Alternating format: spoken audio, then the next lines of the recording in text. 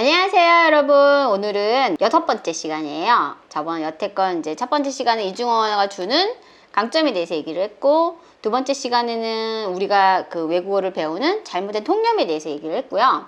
세 번째 시간에는 그러면 아기 때부터 그 유치원을 들어가기 전까지는 어떻게 그 외국어를 학습할 수 있는 환경을 만들어주느냐에 얘기를 했고, 그 다음 시간에는 이제 유치원생인 경우, 다섯 번째 시간이 이제 그러면 이제 학교에 들어갔을 때, 학년기가 됐을 때는 어떤 환경을 만들어줘야지 이중언어 발달되는 환경이 될 것이냐에 대해서 얘기를 나눴어요.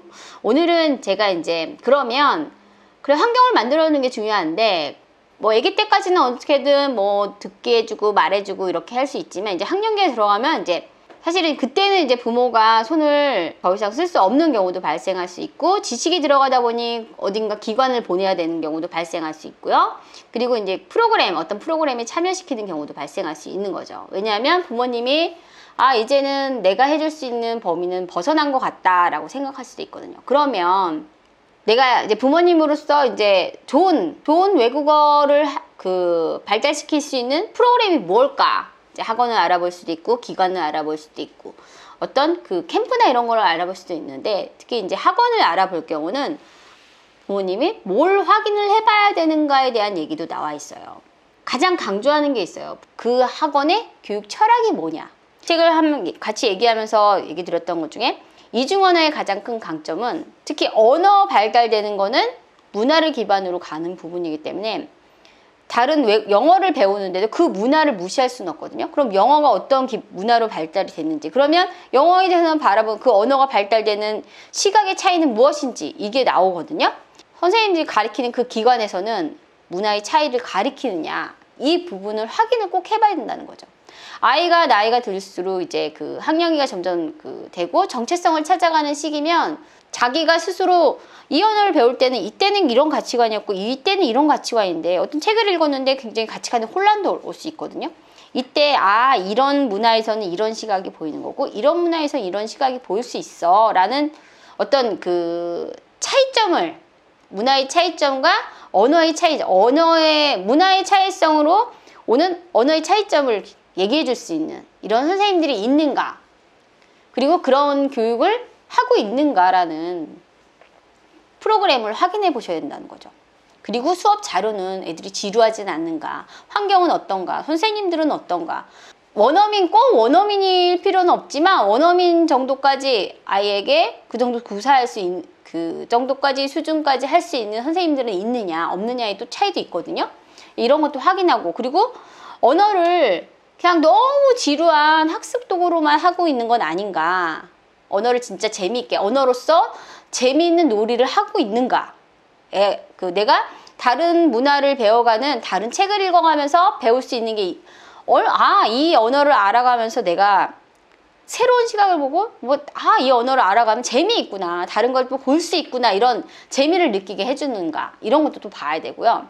절대적으로 언어는 지속돼야 되고 계속 발달되기 위해서는 그 노출의 시간을 결코 무시할 수 없다라는 거죠. 그러면 환경이, 내가 이중언어를 구사하기 위해, 고급 수준까지 구사하기 위해서는 어느 정도 노출을 해줘야 하는가, 그것도 한번 깊이 고민을 해봐야 된다는 거죠. 내가 기관을 보내거나 아니면 개인교사를 붙이거나, 개인교사를 붙일 때는 그 선생님은 어떤가, 자질도 꼭 확인을 해보셔야 되고요. 그러니까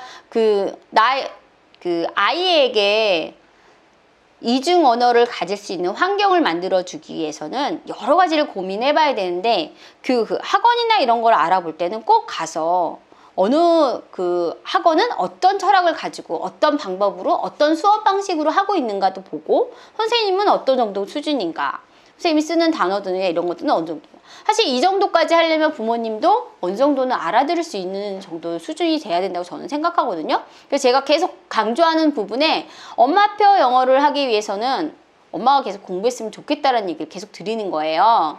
그래서 엄마가 내가 이제 내 수준으로 할 수 있는 게 좀 벗어난다, 그러면 아이와 함께 영상 자료를 같이 본다든지, 아이와 함께 뭔가를 해볼 수 있는데, 그러면 그 수준이 이 영상이 좋은 건지 나쁜 건지 이런 거 판단하는 기준도 부모님이 가지고 있어야 된다고 저는 생각을 해요. 그러려면 부모님도 어느 정도는 공부를 해서 그 수준까지 갔으면 좋겠다는 거예요. 내가 공부를 해보니 언어 공부를 할 때는 이런 부분이 필요하구나. 그리고 언어 부분을 가져갈 때 이런 부분이 장점이 있구나. 이런 걸 아이한테 설명도 해줄 수 있거든요. 그러니까 이런 걸 감안했을 때 좋은 프로그램이 어떤 건가. 다양성을 인정해주고 다양성을 가르쳐줄 수 있고 지금은 이제 굉장히 다양한 자료가 있는데 그걸 활용하고 언어를 재밌게 가르쳐줄 수 있느냐. 그리고 빈도나 이런 거 그냥 가서 그냥 뭉뭉으로 그냥 듣고만 있는 건 아닌지 아니면 진짜 내 아이가 의사소통하는 걸 많은 발화 기회를 주는지 듣는 기회는 많이 주는지 쓰는 기회는 많이 주는지 읽는 기회는 많이 주는지 아니면 그거를 보완할 수 있는 방법. 절대적으로 언어가 발달되기 위해서는 시간이 필요한데 그 시간을 부모님이 얼마만큼 하는가도 한번 생각해 보시면서 좋은 프로그램을 찾아가는 거죠. 그러려면 부모님이 가장 먼저 그 기준을 알아야 된다고 저는 생각해요. 그래서 이 부분에 대해서 오늘은 얘기를 나눠봤고요. 다음 시간에는 그러면 내 아이는 너무 늦게 시작했어요. 아니면 일찍 시작했지만 거부를 해요. 이럴 땐 진짜 어떻게 해야 될까라는 부분에 대해서 얘기를 나눠보는 시간을 가져볼게요. 이 책을 기준으로 다음 시간이 마지막 얘기가 될 거고요. 그 다음에는 제가 또 다른 책을 가지고 이중 언어를 발달시킬 수 있는 방법에 대해서 또 좀 확장시킬 수 있는 방법에 대해서 얘기를 나눠보도록 하겠습니다. 감사합니다.